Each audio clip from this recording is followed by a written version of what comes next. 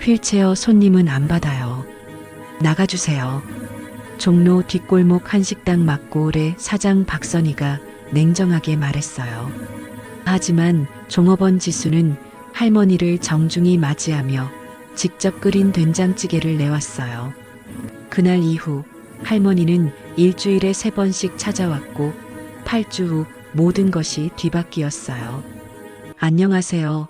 오늘도 방문해 주셔서 진심으로 감사드립니다. 구독과 좋아요 버튼을 눌러주시면 큰 힘이 됩니다. 그럼 지금부터 오늘의 이야기를 시작하겠습니다. 5월의 어느 비 오는 오후였어요. 점심시간이 지난 오후 2시 종로 뒷골목에 자리한 한식당 막고을은 한산했어요. 낡은 간판과 삐걱거리는 문이 20년 세월을 말해주는 듯 했어요. 문이 열리고 휠체어를 탄 70대 할머니가 들어섰어요.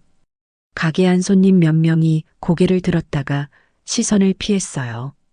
휠체어 바퀴가 좁은 통로를 지나가며 내는 소리에 주방 안쪽에서 사장 박선희가 인상을 찌푸렸어요.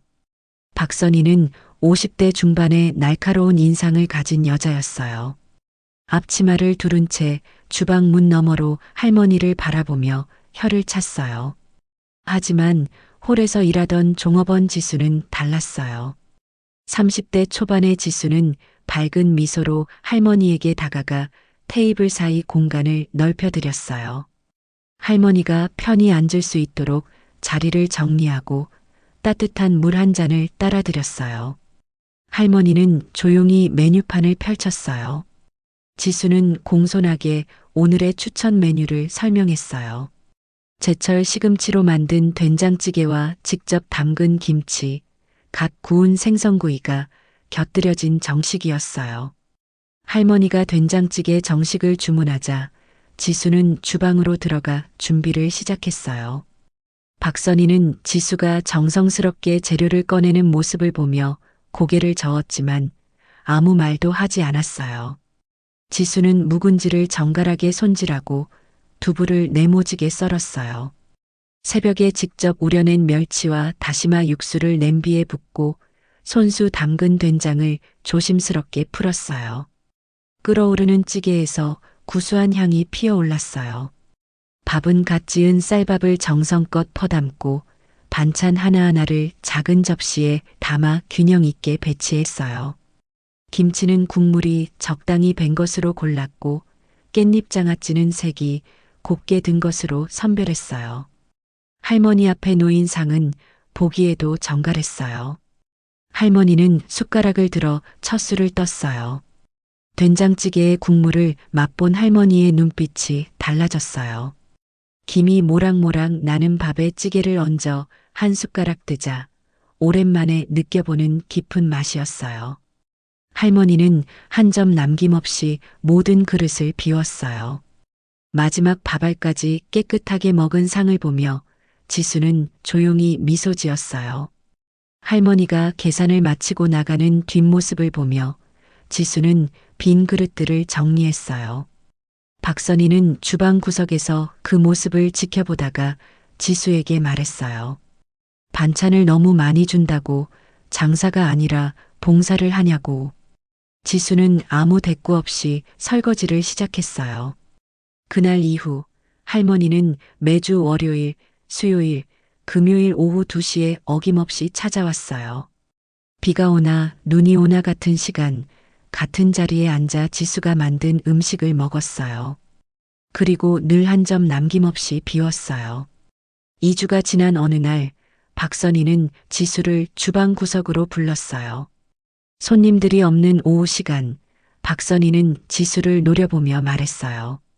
그 휠체어 할머니한테 반찬을 너무 많이 준다고 남는 게 없는데 뭐 하는 짓이냐고. 지수는 고개를 숙이고 들었어요. 박선희의 목소리는 점점 날카로워졌어요. 여기가 고급 레스토랑도 아닌데 괜히 정성 들여봐야 본전도 못 건진다고 빨리빨리 대충해서 회전율을 높이라고 다그쳤어요. 지수는 아무 말 없이 고개만 끄덕였어요. 사실 지수에게는 아픈 과거가 있었어요. 3년 전 지수는 이태원에서 작은 가정식 백반집을 운영했었어요. 26부터 일하며 8년간 모은 돈 전부를 쏟아부은 가게였어요.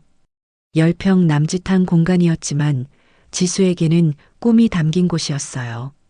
매일 새벽 시장에 나가 신선한 재료를 골랐고 손님 한 명 한 명에게 정성을 다해 음식을 만들었어요. 처음 6개월은 힘들었지만 견딜만 했어요. 단골 손님들이 하나둘 생기기 시작했고 맛있다는 입소문이 조금씩 퍼졌어요. SNS에 후기가 올라오고 젊은 손님들이 찾아오기 시작했어요. 지수는 희망을 느꼈어요. 드디어 자신의 요리가 인정받는다고 생각했어요. 하지만 그때 건물 맞은편에 대형 프랜차이즈 한식당이 들어섰어요. 깔끔한 인테리어, 체계적인 시스템, 그리고 공격적인 가격 할인 이벤트였어요. 개업 기념으로 한 달간 모든 메뉴를 반값에 판다는 현수막이 걸렸어요. 지수의 단골 손님들은 하나둘 그곳으로 발길을 돌렸어요. 가격도 저렴하고 매장도 넓고 깨끗했으니까요. 지수는 더 좋은 재료를 쓰고 더 정성을 들였지만 소용없었어요. 손님은 점점 줄었고 매출은 떨어졌어요. 1년을 버텼어요. 새벽부터 밤까지 일했고 쉬는 날도 없었어요. 하지만 월세와 재료비, 인건비를 감당할 수 없었어요. 결국 빚을 내서 버티다가 더 이상 견딜 수 없어 문을 닫았어요. 8년간 모은 돈은 물론이고 2천만 원의 빚까지 떠안았어요. 그 빚을 갚기 위해 지금 이곳 막고을에서 종업원으로 일하고 있었어요. 박선희는 그 사정을 알고 있었어요. 지수를 채용할 때 이력서를 보고 알았어요. 그래서 더 함부로 대했어요. 어차피 다른 데 갈 곳도 없을 거라고 생각했으니까요. 지수가 요리 실력이 뛰어난 것도 알았지만 그것이 오히려 거슬렸어요. 손님들이 지수가 만든 음식을 칭찬할 때마다 박선희는 불쾌했어요. 자신의 가게인데 종업원이 더 주목받는 것 같았으니까요. 지수는 묵묵히 일했어요. 박선희의 핀잔과 구박을 참아냈어요. 빚을 갚아야 했고 다시 실패할 용기도 없었어요. 한번 망한 사업주라는 낙인이 두려웠어요. 그저 주어진 일을 성실히 하고 조금씩 빚을 갚아나가는 것이 목표였어요. 하지만 할머니가 오는 시간만큼은 달랐어요. 지수는 그때만큼은 자신의 요리 철학을 지킬 수 있었어요. 정성스럽게 재료를 손질하고 최선을 다해 음식을 만들었어요. 할머니가 한 점 남김없이 비운 그릇을 볼 때마다 지수는 작은 보람을 느꼈어요. 그것만으로도 충분했어요. 3주차에 접어들자 할머니의 방문은 규칙적인 일상이 되었어요. 매주 월요일, 수요일, 금요일 오후 2시 어김없이 휠체어를 타고 나타났어요. 지수는 할머니가 올 시간이 가까워지면 미리 육수를 끓이기 시작했어요. 그날 컨디션에 맞춰 메뉴를 추천했어요. 비 오는 날에는 따뜻한 수제비를, 더운 날에는 시원한 콩국수를 권했어요. 할머니는 늘 지수의 추천을 따랐어요. 지수의 요리는 화려하지 않았지만 세심했어요. 국물이 식으면 눈치 빠르게 뜨겁게 데운 것으로 바꿔드렸어요. 밥알이 불어퍼지면 갓 지은 밥으로 새로 담아냈어요. 반찬도 매번 달랐어요. 계절마다 나오는 제철 나물을 직접 손질해서 무쳤어요. 봄에는 냉이와 달래를, 초여름에는 열무와 상추 겉절이를 준비했어요. 할머니는 한 번도 음식을 남기지 않았어요. 그릇을 비우고 나면 조용히 고개를 숙여 감사의 표시를 했어요. 4주가 지난 어느 금요일이었어요. 할머니는 평소처럼 된장찌개 정식을 다 먹고 난 후 지수를 불렀어요. 지수가 다가가자 할머니는 작게 말했어요. 이런 밥은 돈 주고도 못 사 먹지. 그 한마디에 지수는 눈시울이 뜨거워졌어요. 3년 전 자신의 가게가 문을 닫은 이후 누군가 자신의 요리를 진심으로 알아봐 주는 것이 얼마나 오랜만인지 몰랐어요. 지수는 공손하게 인사하고 주방으로 돌아왔어요. 하지만 박선희는 그런 모습이 못마땅했어요. 손님들 사이에서 지수가 만든 음식이 맛있다는 소문이 조금씩 퍼지고 있었어요. 예전 단골이었다가 한동안 오지 않던 손님들이 다시 찾아오기 시작했어요. 그들은 지수가 있는 시간에 맞춰 왔고 지수가 만든 메뉴를 주문했어요. 박선희는 그것이 자존심 상했어요. 자신의 가게인데 종업원 때문에 손님이 오다니요. 어느 날 박선희는 지수에게 말했어요. 손님한테 너무 잘하지 마. 괜히 기대치만 올라가고 나중에 못 맞추면 욕먹어. 지수는 대답했어요. 손님들이 맛있게 드시면 그게 제일 보람이에요. 그 말에 박선희의 표정이 굳었어요. 마치 자신을 비난하는 것처럼 느껴졌으니까요.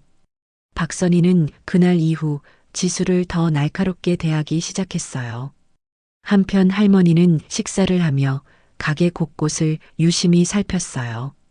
벽에 금이 간 곳, 낡은 조명, 삐걱거리는 의자, 천장에 곰팡이, 자국과 화장실 문이 손잡이까지 마치 건물을 평가하듯 세심하게 관찰했어요. 지수는 할머니가 식사 후 천천히 가게를 둘러보는 모습을 보며 궁금했지만 감히 묻지 못했어요. 그저 최선을 다해 음식을 만들고 정성껏 대접하는 것이 자신이 할 수 있는 전부였어요. 할머니는 또 다른 것도 관찰하고 있었어요.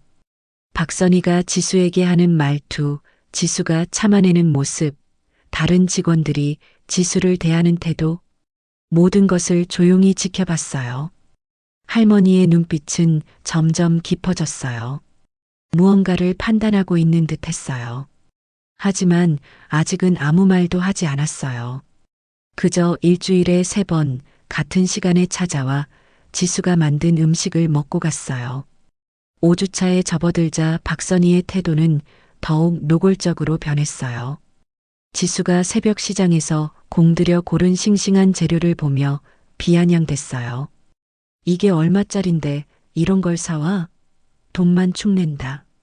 지수가 정성껏 육수를 우리면 시간 낭비하지 말고 그냥 다시다 넣으라고 핀잔을 줬어요. 지수가 담아낸 음식 상차림을 보며 여기 호텔이야? 그냥 빨리빨리 내놔라고 소리쳤어요. 어느 날은 손님이 음식이 맛있다고 칭찬하자 박선희는 대놓고 말했어요. 저 종업원이 괜히 쇼하는 거예요. 원래는 이렇게 안 해요. 손님은 어색하게 웃으며 자리를 떴어요. 지수는 그 자리에서 얼굴이 빨개졌지만 참았어요. 화를 내거나 항변할 처지가 아니었어요. 빚을 갚아야 했고 다른 곳에서 일자리를 구할 자신도 없었어요. 박선희의 물에는 점점 심해졌어요. 지수가 아침 일찍 와서 준비하는 것을 보며 일 잘하는 척 하지 마. 어차피 망한 사람이잖아라고 비꼬았어요.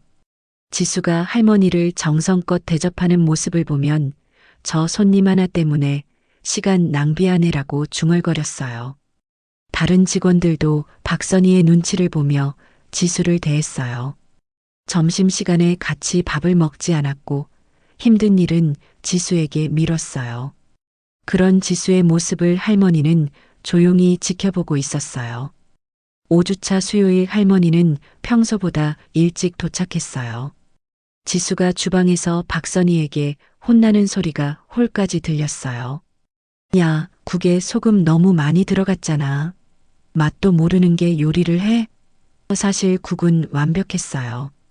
그저 트집을 잡고 싶었던 거예요. 지수는 죄송합니다 하며 고개를 숙였어요.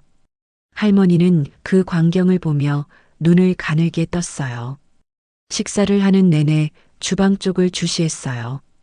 박선희가 지수에게 소리 지를 때마다 지수가 묵묵히 참는 모습을 볼 때마다 할머니의 표정은 굳어갔어요.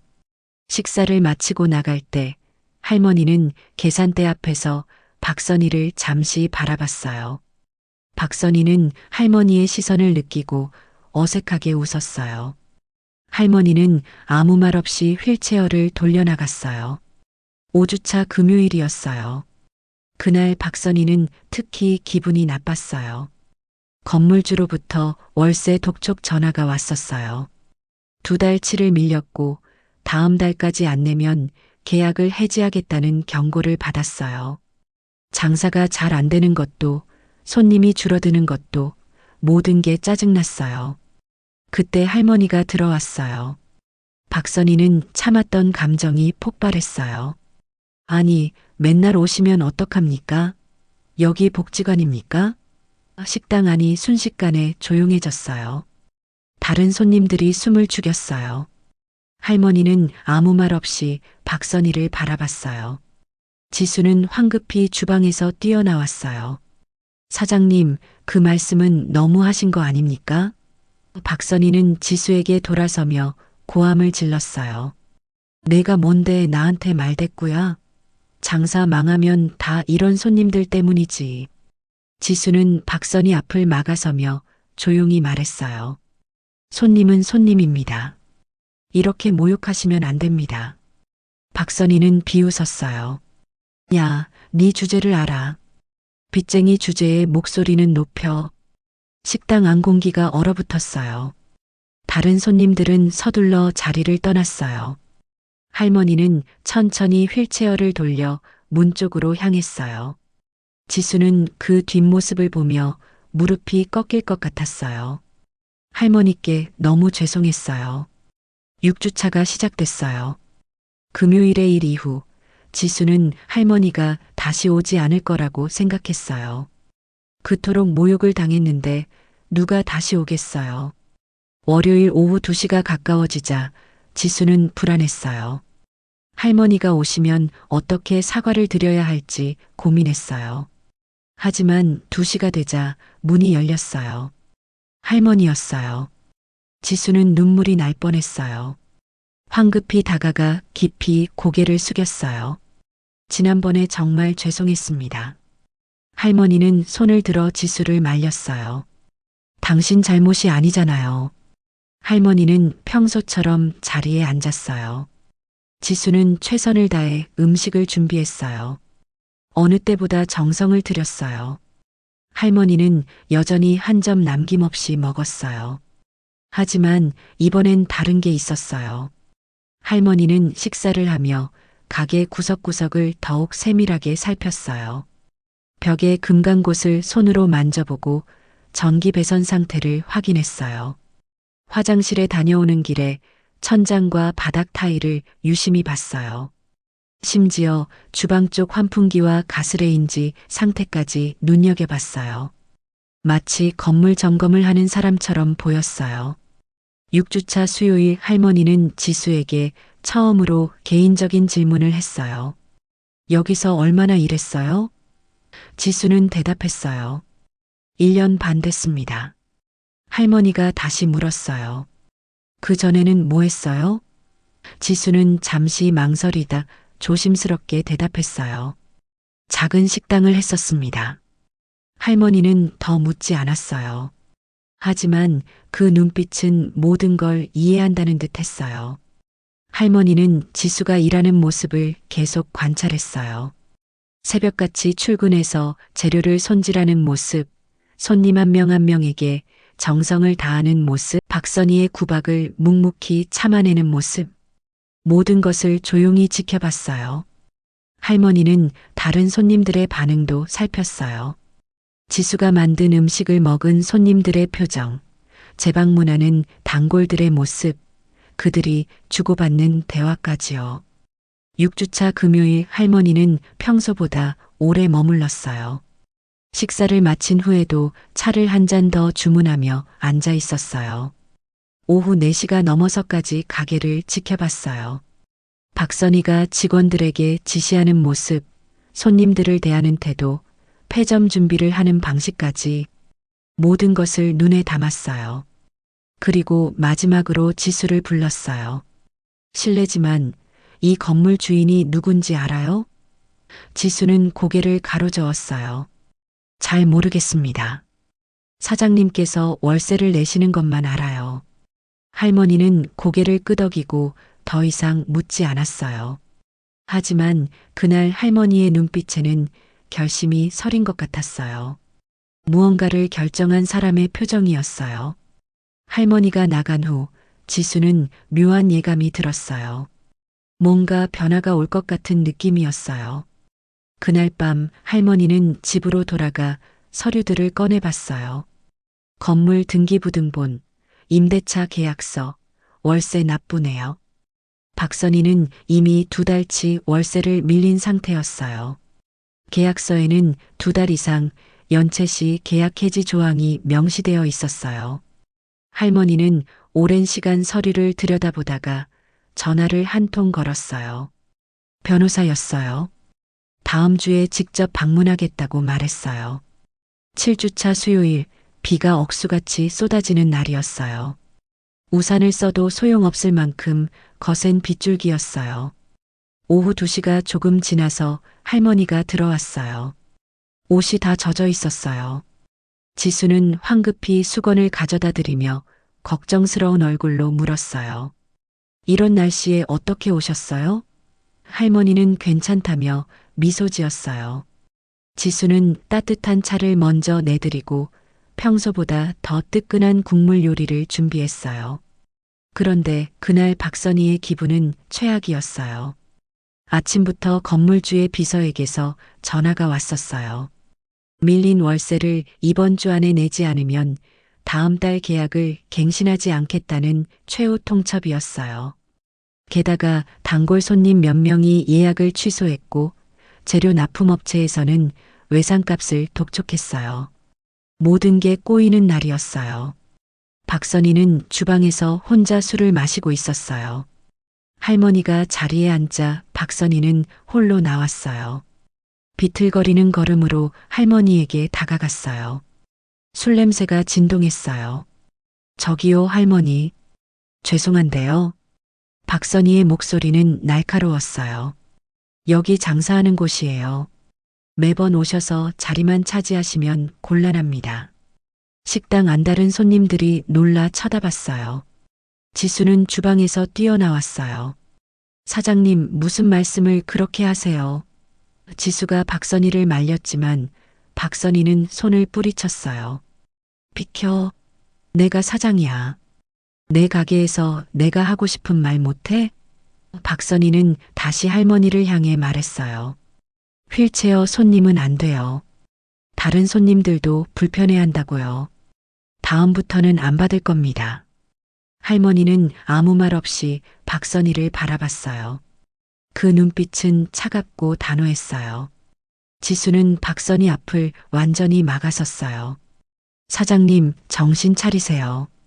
손님한테 이러시면 안 됩니다. 박선희는 지수를 밀쳐냈어요. 너도 나가. 망한 주제에 나한테 설교야? 네가 뭐가 잘났다고. 지수의 얼굴이 창백해졌어요. 다른 손님들이 수군거리기 시작했어요. 누군가는 휴대폰을 꺼내 영상을 찍었어요. 분위기는 최악으로 치달았어요. 할머니는 천천히 휠체어를 돌렸어요. 지수에게 고개를 끄덕이며 작게 말했어요. 괜찮아요. 곧 괜찮아질 거예요. 그 말이 무슨 의미인지 지수는 알 수 없었어요. 할머니는 계산도 하지 않고 가게를 나갔어요. 지수는 뒤따라가려 했지만 박선희가 팔을 붙잡았어요. 어딜 가? 설거지나 해. 지수는 눈물을 참으며 주방으로 돌아갔어요. 나머지 손님들도 하나둘 자리를 떴어요. 분위기가 너무 험악했으니까요. SNS에는 이미 그날의 영상이 올라가고 있었어요. 종로 한식당 사장, 휠체어 손님 모욕 제목과 함께요. 댓글에는 비난이 쏟아졌어요. 박선희는 아직 그 사실을 모르고 있었어요. 취기가 올라 주방 구석에서 잠들어 있었으니까요. 지수는 그날 밤 잠을 이루지 못했어요. 할머니께 너무 죄송했어요. 자신 때문에 그런 모욕을 당하셨다고 생각했어요. 다음 날부터 할머니가 오지 않을까봐 두려웠어요. 하지만 동시에 이상한 예감도 들었어요. 할머니가 마지막으로 했던 말. 곧 괜찮아질 거예요. 그 말에는 확신이 담겨 있었어요. 마치 무언가를 알고 있는 사람처럼요. 그날 밤 할머니는 변호사와 긴 통화를 했어요. 계약 해지 절차를 진행하라고 지시했어요. 그리고 새로운 계약서를 준비하라고 말했어요. 8주간의 관찰이 끝났어요. 할머니는 이미 결정을 내렸어요. 누구에게 기회를 줄지, 누구를 내보낼지. 모든 것이 명확했어요. 7주차 금요일, 정확히 2일 후였어요. 오전 11시 막고울 문이 열리고 정장을 입은 50대 남자가 들어왔어요. 박선희는 손님인 줄 알고 어서 오라고 했어요. 하지만 남자는 명함을 꺼내며 말했어요. 법무법인 정한의 변호사 김태수입니다. 건물주님을 대리하고 있습니다.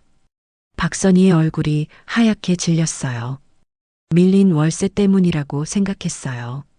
건물주님께서 곧 도착하십니다. 변호사의 말에 박선희는 더욱 당황했어요. 건물주를 한 번도 본 적이 없었어요. 5년간 계약서는 부동산을 통해 했고 월세는 계좌 이체로 냈으니까요. 왜 갑자기 직접 오신다는 건지 불안했어요. 지수도 주방에서 상황을 지켜보고 있었어요. 무슨 일인지 알 수 없었지만 심상치 않았어요. 10분 후 문이 열렸어요. 휠체어를 탄 할머니가 들어왔어요. 박선희는 눈이 휘둥그레졌어요. 지수도 입을 벌린 채 굳어버렸어요.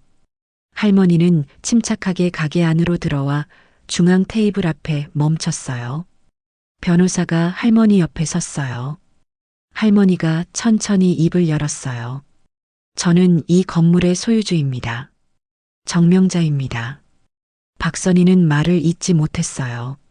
머릿속이 하얗게 변했어요. 그 휠체어 할머니가 건물주였다니. 8주간 모욕하고 내쫓으려 했던 그 할머니가. 지수도 충격에 멍하니 서 있었어요. 할머니는 계속 말했어요. 8주간 이 식당을 지켜봤습니다. 손님으로서 그리고 건물주로서 말입니다. 할머니는 박선희를 바라보며 차분하게 말했어요.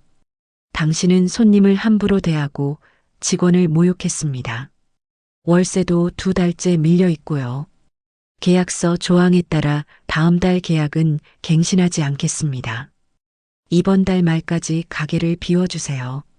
박선희는 무릎이 꺾였어요. 할머니, 아니 사장님. 제가 잘못했습니다.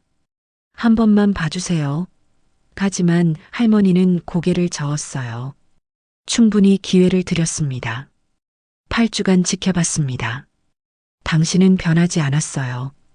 할머니의 목소리는 단호했어요. 변호사가 서류를 꺼내 테이블 위에 놓았어요. 계약 해지 통보서였어요. 박선희는 주저앉아 울기 시작했어요. 하지만 할머니는 더 이상 쳐다보지 않았어요. 대신 지수를 불렀어요.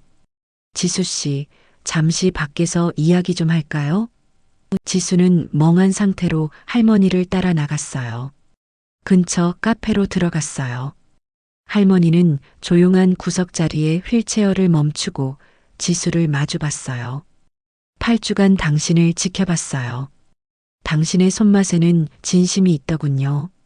지수는 아무 말도 할 수 없었어요. 당신이 과거에 식당을 했다는 것도 압니다. 대형 프랜차이즈 때문에 망했다는 것도요. 할머니는 모든 것을 알고 있었어요. 하지만 그건 당신 실력이 부족해서가 아니에요. 운이 나빴을 뿐이죠. 할머니는 잠시 멈췄다가 말을 이었어요. 그 공간에서 다시 시작해 보시겠어요? 제가 도와드리겠습니다. 지수의 눈에 눈물이 고였어요. 저 같은 사람에게 왜 그런 기회를. 할머니는 지수의 손을 잡았어요. 진심은 통하는 법이에요. 당신은 실패한 게 아니라 잠시 쉬고 있었던 거예요. 이제 다시 일어설 시간입니다. 지수는 더 이상 눈물을 참을 수 없었어요. 고개를 숙이고 한참을 울었어요. 3년간 짓눌렸던 모든 것이 터져 나왔어요. 3개월이 흘렀어요. 가을이 깊어지는 10월이었어요. 종로 뒷골목 같은 자리에 새로운 간판이 걸렸어요. 옹기밥상. 지수가 직접 지은 이름이었어요. 심플하고 깔끔한 인테리어, 따뜻한 조명, 깨끗한 테이블. 할머니가 리모델링 비용을 대주었고 지수는 직접 모든 것을 준비했어요. 지수는 매일 새벽 5시에 일어났어요. 시장으로 가서 그날그날 신선한 재료를 골랐어요. 제철 채소와 생선, 정직하게 키운 고기들. 하나하나 눈으로 보고 손으로 만져 확인했어요. 장을 보고 돌아오면 6시 반. 가게 문을 열고 그날의 육수를 우렸어요. 멸치, 다시마, 무, 대파. 정성스럽게 준비한 재료들이 깊은 맛을 만들어냈어요. 메뉴는 간단했어요. 계절마다 바뀌는 메인 찌개 2가지, 정갈한 반찬 6가지, 갓 지은 쌀밥. 화려하지 않았지만 정직했어요. 지수는 모든 음식에 정성을 담았어요. 된장은 직접 담갔고 김치도 손수 담갔어요. 반찬 하나하나 허투루 만들지 않았어요. 손님이 적어도 많아도 똑같은 정성으로 만들었어요. 개업 첫날 할머니가 첫 손님이 되었어요. 여전히 휠체어를 타고 왔지만 이번엔 주인을 응원하러 온 것이었어요. 지수는 떨리는 손으로 첫 상을 차렸어요.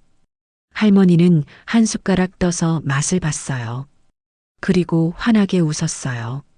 역시 당신 손맛이에요. 이제 떳떳하게 하세요. 당신이 주인입니다. 처음 일주일은 손님이 많지 않았어요. 하지만 지수는 조급해하지 않았어요. 오는 손님 한 명 한 명에게 최선을 다했어요. 일주일이 지나자 입소문이 나기 시작했어요.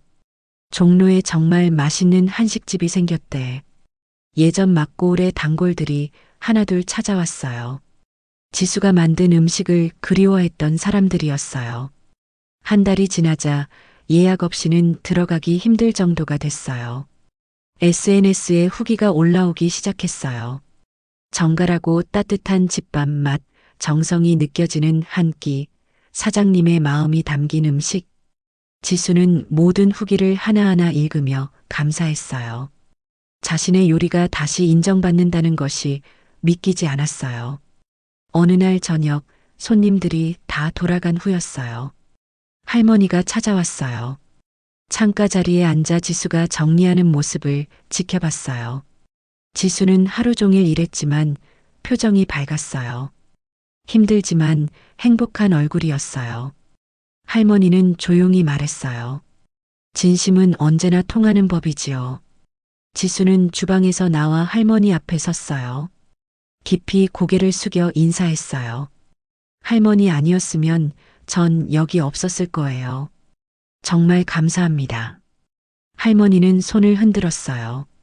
내가 한 건 기회를 준 것뿐이에요. 여기까지 온 건 당신의 실력과 노력이에요. 할머니는 창밖을 바라보며 말을 이었어요. 내 남편이 이 건물 근처에서 식당을 했었어요. 40년 전 일이죠. 작은 가게였지만 손님들에게 정성을 다했어요. 당신을 보니 그때 우리 남편이 생각났어요. 할머니의 눈가에 잔잔한 미소가 번졌어요. 진심으로 요리하는 사람은 망하지 않아요. 시간이 걸릴 뿐이에요. 지수는 그날 밤 가게 문을 닫으며 깊은 숨을 들이쉬었어요. 새벽부터 밤까지 일했지만 마음은 가벼웠어요. 3년 전 자신의 가게가 문 닫던 날의 무거운 마음과는 달랐어요. 이번에는 달랐어요. 이번에는 자신이 있었어요. 실패를 딛고 다시 일어선 자신에 대한 믿음이 생겼어요. 옹기밥상의 불이 꺼졌어요. 하지만 내일 새벽이 되면 다시 켜질 거예요. 지수는 다시 시장으로 가고 정성껏 재료를 고르고 따뜻한 음식을 만들 거예요. 그렇게 하루하루 진심을 담아 요리할 거예요. 할머니의 말처럼 진심은 언제나 통하니까요. 오늘 이야기는 여기까지입니다. 오늘도 좋은 하루 되세요. 감사합니다.